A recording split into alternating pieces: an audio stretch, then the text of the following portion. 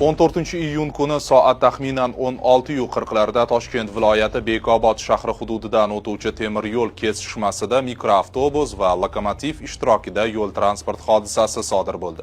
Viloyat yo'l harakati xavfsizligi boshqarmasi tomonidan berilgan dastlabki ma'lumotlarga ko'ra, Buyuk Ipak yo'li ko'chasida joylashgan shlagbaumsiz, biroq svetofor va yo'l belgilariga ega temir yo'l kesishmasida 2002-yilda tug'ilgan XF boshqaruvidagi Jack M3 rusumli mikroavtobus O'zmed kombinat aksiyadorlik jamiyatiga tegishli lokomotiv bilan to'qnashgan. Mikroavtobusda yo'lovchilar bo'lmagan. Hodisa oqibatida transport vositalari texnik jihatdan shikastlangan. Haydovchi salomatligiga zarar yetmagan.